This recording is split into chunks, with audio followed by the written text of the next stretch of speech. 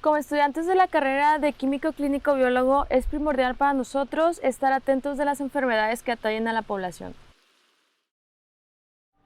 El último episodio epidemiológico muestra que el mieloma múltiple en 2015 fue atendido en 2.559 pacientes, de los cuales 2.039 se hospitalizaron y 1.169 fallecieron.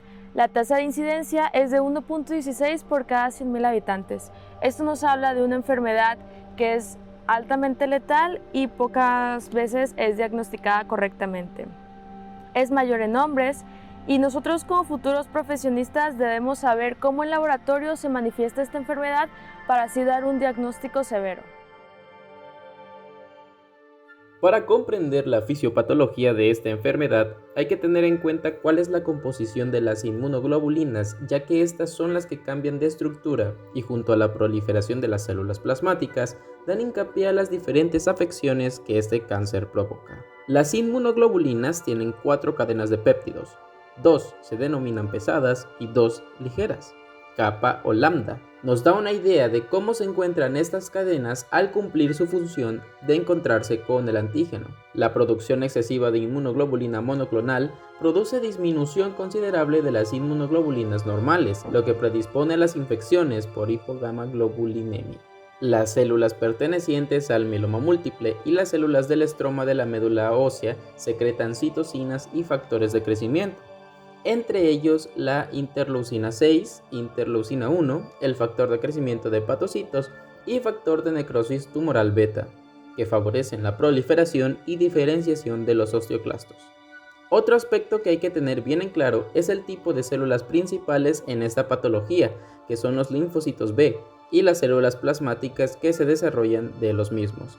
Estas tienden a producir un tipo de inmunoglobulinas llamadas componente M o monoclonal.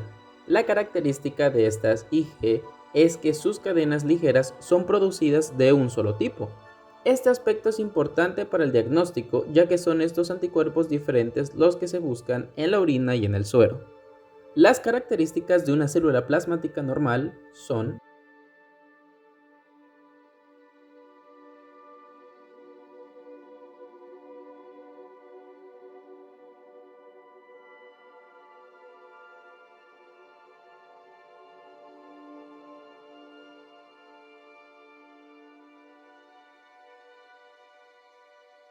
en el caso del mieloma múltiple, se pueden ver las siguientes alteraciones citoplasmáticas.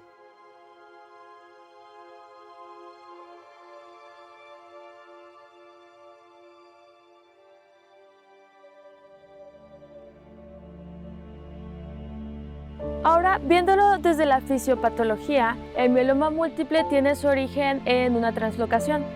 Esto significa que la sobreproducción de médulas óseas que hay es de células plasmáticas, específicamente células plasmáticas, y también de las inmunoglobulinas. Esta translocación se da en el cromosoma 14q32 y genera anormalidades en diferentes genes. Estos genes hacen que se mantenga un clon proliferativo. El cambio hace que la proliferación sea de inmunoglobulinas de diferentes porcentajes. El porcentaje más alto que se va a proliferar es de la inmunoglobulina G, que es el 57%. Esta es una enfermedad saliente, ya que a simple vista no se puede ver si tú tienes o no tienes mieloma múltiple. Sin embargo, se ha visto en estudios que mayormente las personas que la padecen han tenido una antesala, un capítulo pre, que se llama gamapatía monoclonal.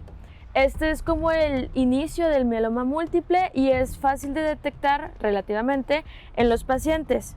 Se debe de hacer este estudio para que al mínimo signo de gamapatía monoclonal se pueda saber si la persona puede tener mieloma múltiple. Viendo un poco la fisiopatología, parte fundamental de esta enfermedad se da en la médula ósea. Nosotros tenemos nuestra médula ósea y está compuesta de muchas células, osteoblastos, osteoclastos, también células endoteliales nativas de médula ósea, y tenemos las células B. Las células B, al momento de madurarse, empiezan a producir ciertos receptores fuera de las células que los ayudan a regresar a médula ósea. Cuando nosotros tenemos una translocación en nuestro cromosoma 14, y empiezan a alterar la producción de ciertos genes, vamos a tener un desequilibrio en la cantidad de las moléculas adhesivas de las células B. Va a haber mayor adhesión y por lo tanto va a estar más compacta la médula ósea. Estas moléculas de adhesión aumentan la interacción que hay entre las células neoplásicas y la médula ósea. Por lo tanto, el tener tantos receptores crea una interacción fuerte de colágeno con la fibronectina, provocando que al mantenerse unidas comiencen a producir metaloproteínas. Al estar tan unidas todas las células empieza la producción de metaloproteínas y es más difícil que al momento de dar algún tratamiento pueda entrar el tratamiento de médula ósea. Esto provoca resorción ósea y dificultad de entrada de fármacos, que junto con la angiogénesis aumenta la supervivencia de las células cancerosas.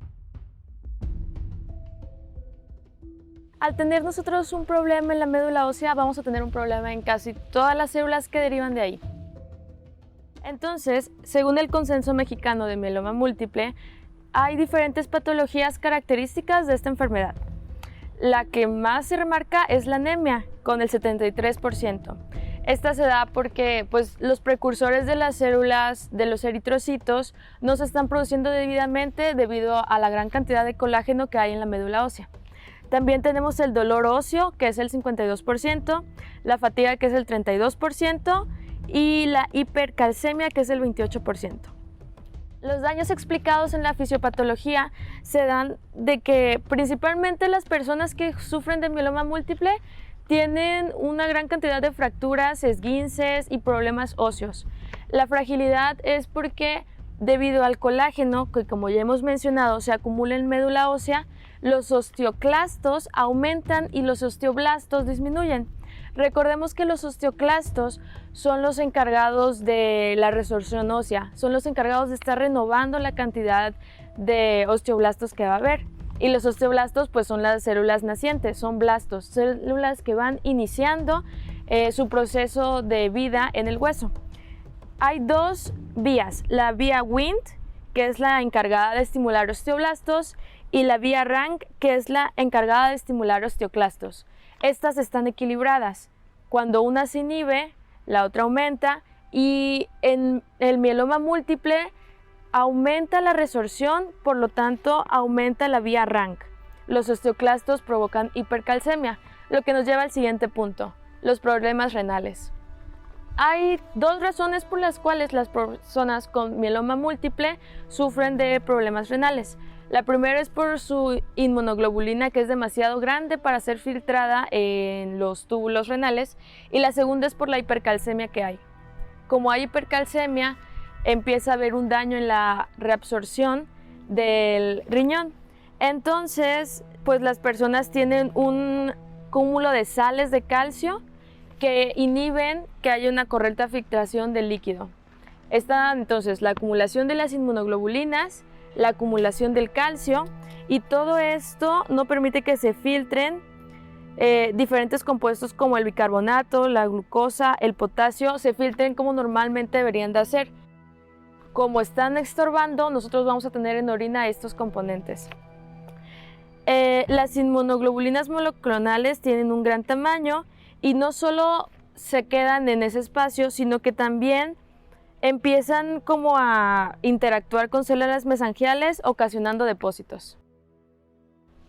Por último, lo que nosotros vamos a ver es que las personas que tienen mieloma múltiple van a tener anemia. Eso es más, es el 73% de manifestaciones que hay. Es muy raro que una persona con esta afección, este tipo de cáncer, no tenga anemia. Esto se debe a que las células, los proeritroblastos y toda la línea celular anterior a los eritrocitos no se pueda desarrollar. Y al no poder desarrollar no vamos a tener eritrocitos sanos y maduros. Otra vía es la falta de eritroproyetina. Como ya mencionamos, hay fallo renal y el fallo renal va desde la filtración de diferentes compuestos como glucosa hasta la falta de producción de hormonas como la eritroproyetina. Este es importante para poder tener el ciclo del hierro y así tener la producción de eritrocitos.